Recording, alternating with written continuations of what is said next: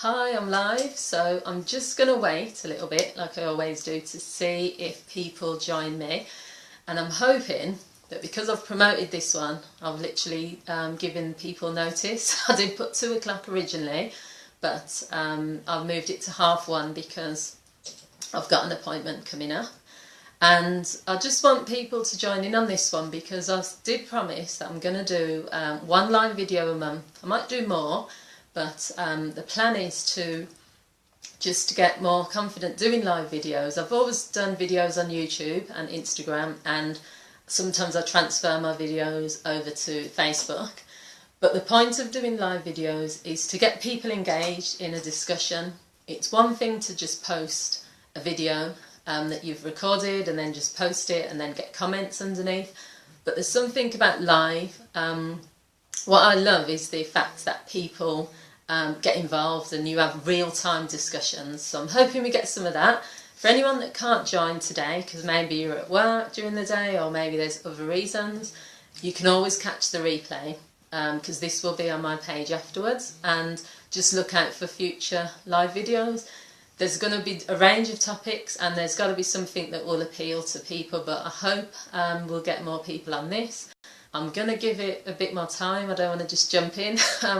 I'll wait until I get at least one person jumping on and then I'll sort of start really. I know for people watching the replay they're going to just see me babbling on for a good few minutes, but it's really important, I suppose, for me that to get as many people involved in the discussions, and that's not always possible, but let's see. And I'm going to mix the days up, do some on the evenings, some weekdays, some weekends. There's not really a set time you can do these live videos. On my newsfeed I tend to see lots of different people popping up doing videos at all times. So do you know what? I'm not going to analyse or go into it too much. I'm going to plan what I want to talk about, plan when it's going to be, put notice to people that I'm going to be live, and then see what happens. So I think I'll get started and hopefully people will join me as we go along. And if you're wondering what that is at the background, because usually I've done my other videos downstairs in the kitchen and in the lounge and everywhere. This is my office stroke spare bedroom, and on the wall is a picture of me and my 2 closest friends. I've known them from school. But around that is lots of little thank you and happy birthday notes from family and friends. So the thank you note is from a client actually, and then all the little letters you can see around there are happy birthday little notes from family. So that's just something I like to look at. So you're probably wondering what the hell that is. Anyway, let's get started now. And today's topic is about the impact of social media and technology on relationships. First of all, the reason I decided to make this video is because with previous clients, but also in general, in discussions I have with family, friends and others, this comes up quite a lot around social media and technology. So the 2 things that come up quite a lot are whether people allow someone to have access to their passwords on their phone. That's a big thing. And not even just someone getting access to the passwords, but also when someone is really protective of their phone. So I've had people say to me, my partner never lets me look at his phone. He takes his phone to the bathroom with him. When a phone call comes through, he is, hi, who's live? Yeah, this is good. Contribute to the discussion. I've just introduced, this is about social media and technology, and about some of the issues that come up for relationships. You can just watch if you like, but you can also say your name and maybe contribute. So as I've just said, I'm right at the beginning, some of the issues that come up for couples, and this can either be not just in counselling but also with my family and friends, is passwords for phones is a big one. So this can be anything from my partner takes his phone everywhere with him, he won't let me access his phone, or my partner won't give me the password to his phone. That's a big thing that comes up these days, especially now you've got the iPhones and everything. So what I want to ask, but also just to say, is what's underlying that really? If someone said to you, okay, you can have the password to my phone, to my computer, to everything in the world, and you can then just go through all of that.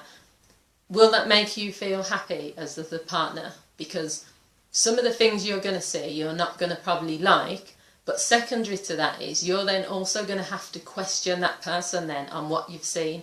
So an example is, I know for a fact that in my phone there's all sorts of things. There's certain names in the certain codes.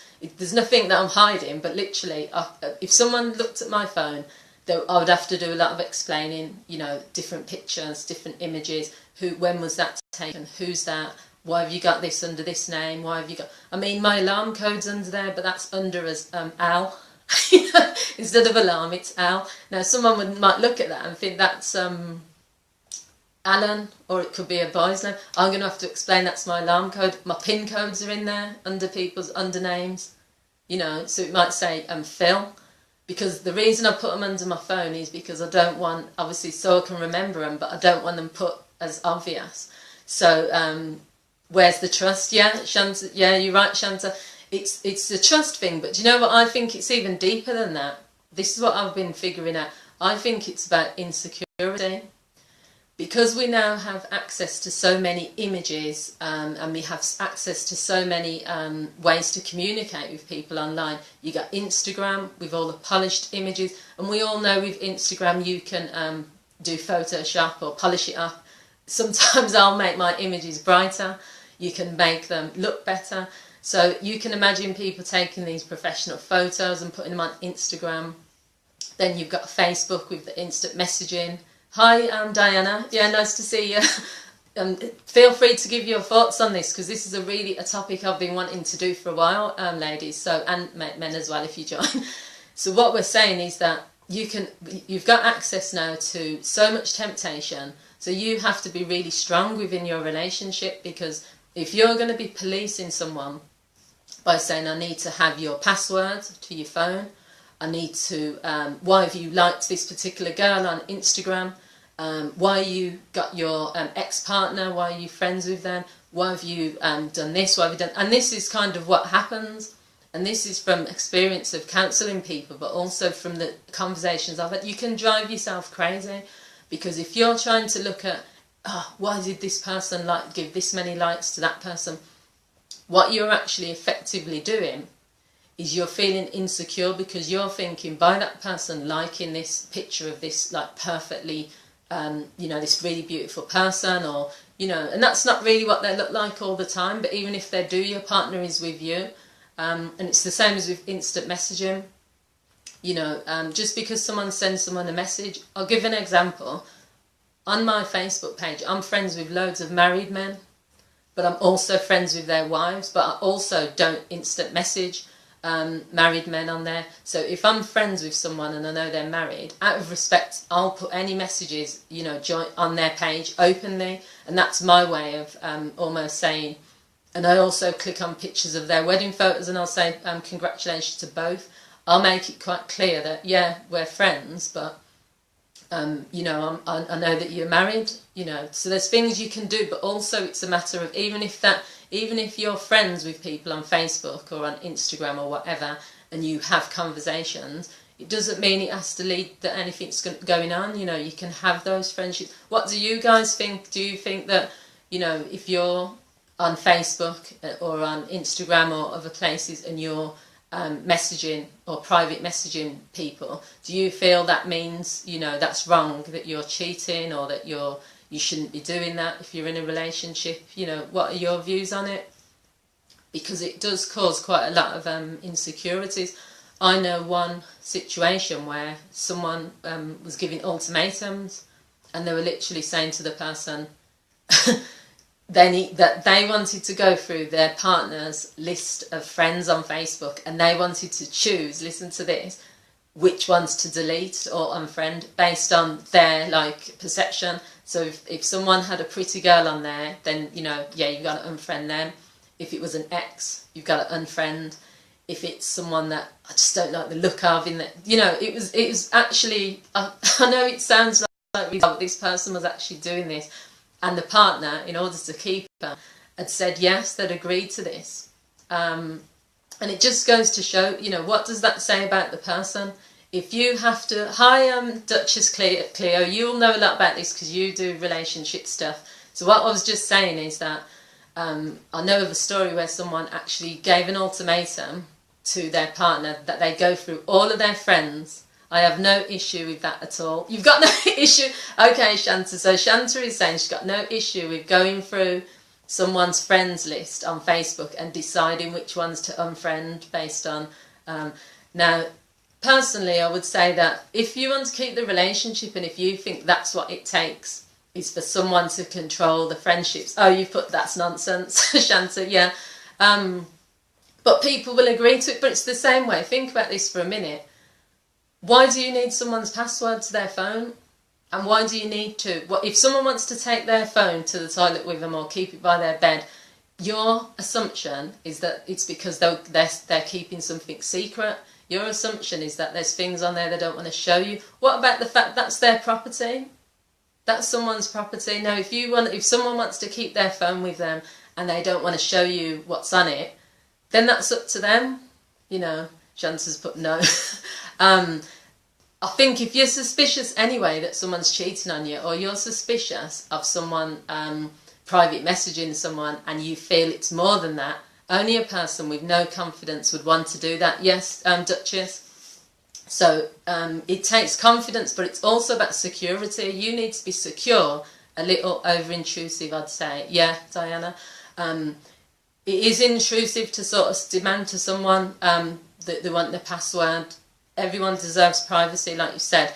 And I think it's, for me, the key elements that people need to almost consider are, the world is a free place, you know what I mean? You're going to go to restaurants. Basically, look at it this way. Your partner is not going to be with you all the time. They can walk down to the local Tesco and get chatted up. They can, you know, form a relationship with someone when they're going to the local library. Yeah, they can give out their number whilst they're walking the dog.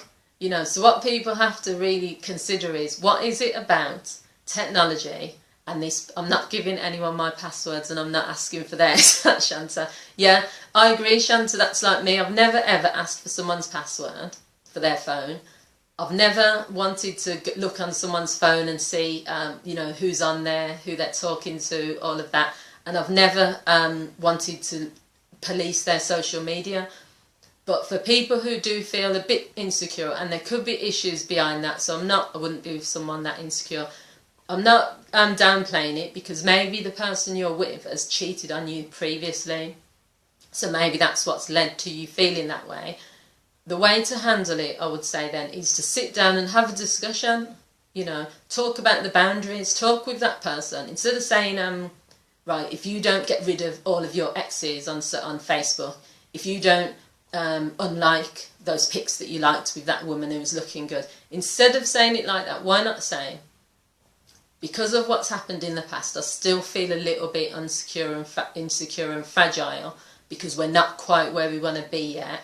So let's put some boundaries in. So just be honest, because I think it's not just about men doing it, it's women as well. I mean, I've sat and had been in a counselling rooms where people are so like het up about this, and I can feel the pain, and that, you know, and it's more to do with they don't feel secure within that relationship, and they don't feel secure within themselves. So every single time that person is pressing a like on a beautiful face or a handsome body, they're taking it personally. They're saying, well, if he or she, I've been that person who checked phone, but all I got from it was high blood pressure. Yes, Duchess, that's the point.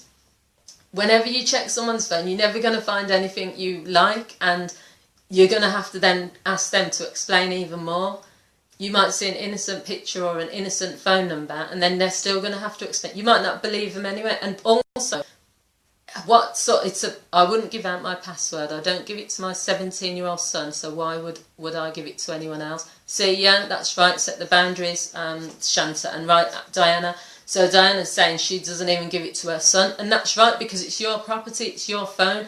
And I think people get it twisted. They think, well, if this person doesn't want to give me their password, it's because they're hiding something, and it's not. I think it's my right to have my phone.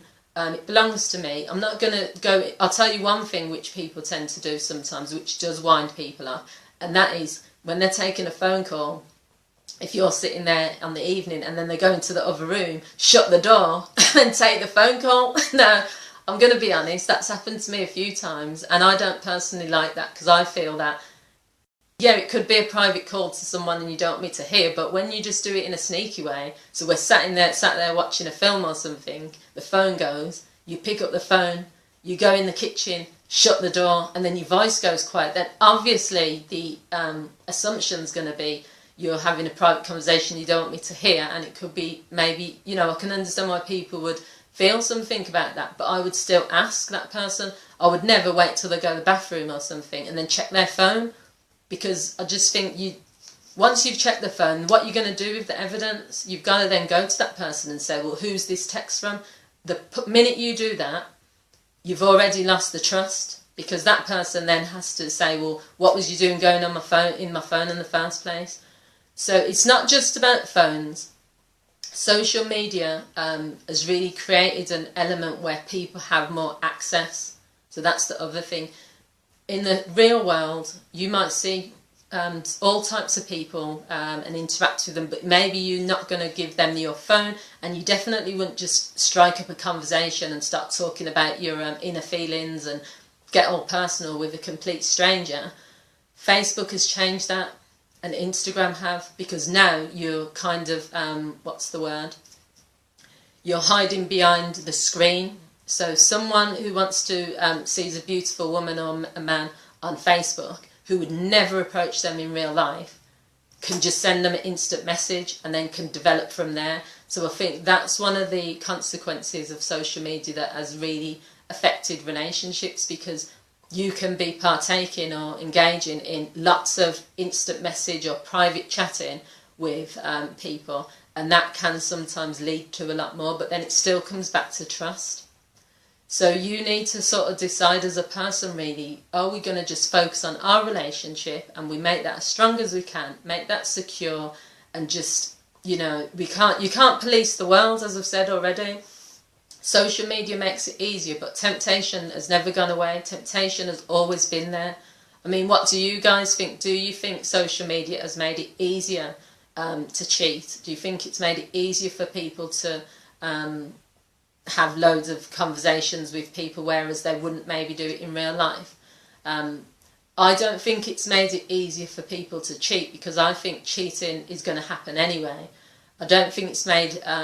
I do think it's had an impact on relationships, because I think there is maybe some conversations you wouldn't have with your partner and you're having them online, maybe because of the anonymity of it.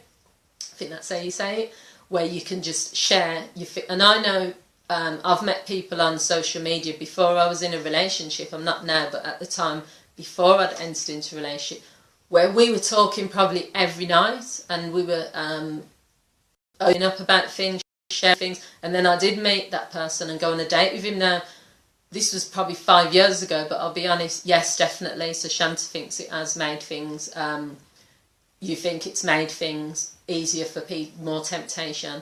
So yeah, I was chatting to someone every evening. We were sharing quite a lot, actually. I mean, I wouldn't do that now, but I was.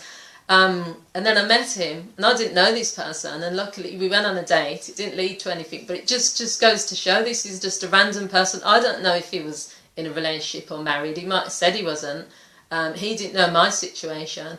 And I think it's just, you've just got to be secure within yourself, secure within your relationship, not make demands or ultimatums, not make threats. Shanta says it gives you access to people you wouldn't normally get to meet. Yeah, that's the biggest thing. Because it's so big, social media and all the platforms, you get people from all over the world. That's right. I didn't even touch on that. Might not even be someone in your area or your city. It could be or country. It could be someone in another country that you're starting off just talking to. I'll be honest, there's people I'm talking to at the minute, just chatting. It's just flirting. But they are saying, yeah, I'm going to come to England, I'm going to come over to see you. And if I was someone that really kind of pushed that, and I could, then you could end up just meeting up with people. And now I'm not in a relationship, I'm single, so I know the boundaries. I still put boundaries in, but I'm being honest, there has been times where I've been in relationships where I've seen a comment on my partner's page, and even I've questioned how well does this person know him, because look at the comments, but then you have to just stop, you know, because I trusted him. So if I trust my man, and this is what everyone needs to almost think about, if you trust the person you're with, you don't need to police the comments, you don't need to police the people they like, you don't need their passwords, because it's just, you've got to just be secure in the facts, 100% trust. Whatever these girls are saying to him, no matter if they're instant messaging him, no matter if this is happening, we're fine in our relationship. So, guys, what do you guys think? Because we're going to sort of be wrapping it up soon, but do you think, like, overall that social media, you've said yes, it's definitely had an impact. Have you had any of your own experiences with social media in terms of, has it had an impact on the relationships you've been in? Because another element of it could be a man who's really controlling and telling you as a woman who you can, which social media platforms you can go on, what pictures you can post or which ones you can't post, telling you to take like images down or there's going to be trouble, telling you who you can and can't be friends. It's a whole, you know, it has to be someone you're not, it is to be someone you're not online. So it is, say that again, Shanta, sorry, you've put, it is to be someone you're not online. Not sure, do you mean it gives you access to people you wouldn't normally meet? And it is. Okay, so I think you're saying that when it's someone that's, okay, it's easy to be, oh, it's easy to be somebody that you're not when you're online. Okay, I read between the lines there. So what you're saying is anyone can pretend to be someone else, can't they, when they're online? And it's only when you actually meet that person in person that you know who they are. And there's been lots of cases actually, hasn't there, where people have met people and either been killed, if you look at the extreme, or where that person has assaulted them, or where they've just not been who they said they were. So there's, that's another, like, that's a whole nother video, you know, the dangers of social media. But this is really also about the impact of all the relationships. What about when you neglect the people in real life because you're so engrossed in the people on social media that you're hooked up with, you know? Maybe you spend so much time doing your Instagram pages and posting stuff on there, so much time on Facebook. You know, there's been cases where people are spending hours on Facebook chatting to people on there, and then they're neglecting their partner in real life. So there's that as well. There's quite a few things, but my, exactly, Shanta's put. So my tips really before we sort of leave this is, first of all, if you set the boundaries from the beginning, even when you first start dating someone, start talking about social media, start saying, be honest, say to that person, yeah, I'm on Facebook a lot, I'm on Instagram, I'm on all social media, do you have any concerns, do you have any worries, what should we do about this, are you okay with this? Have an open discussion. If you're feeling insecure because of what's happened in your past, or because this, you know, for other reasons, tell your partner, but also understand that that's your insecurity. Maybe they don't have to change anything, maybe you do. But just focus on what's going on in the real world, focus on you and your partner and not on the things you can't control, because someone clicking like on someone's picture doesn't define that they want to sleep with them, doesn't define that they think that that person is better than you. It doesn't define your relationship. You have to put things in context and perspective. So thank you for everyone for tuning into this video. As I said, I didn't think I mentioned what I do, but I do couples counselling, and that's where sort of all my videos are sort of stemmed in, either based on the experiences of the people I work with. I don't talk about clients' personal stories because that's, you know, confidential. But also I talk from personal experiences. So what I want to say is thank you for tuning into this live video, and I'll be making one live video a month at least on different topics, and I'd just like to say thanks for your support. And does anyone else have any more comments about like the topic we've been talking about? It could sort of go on forever really, because there's so many elements and factors to it, but obviously I don't want to do these like lengthy live videos. But whoever's online, you've got, oh, there's just one person left. Is that you, Shanta? Oh, we got Shanta and Diana, I think, and Duchess. Do you want to say anything to end before we end this video? But thank you also for, you know, coming on board and giving your feedback. Have you got anything to say, people? Okay, no, probably not. So what I'd like to say then is, for further information, you can go on my Facebook page, which you'll see this video on, because I'm going to put it on there. Also go to www.nujourneys.co.uk. You can also find me on Twitter as NJ Counselling. You can find me on LinkedIn, but I'm there as Marianne Hanson. And I'll see you next time. Thank you everyone for tuning in, and I'll be doing another video in February. Okay, take care and have a brilliant day. Bye Shanta, bye Diana, if you're both still there. Bye.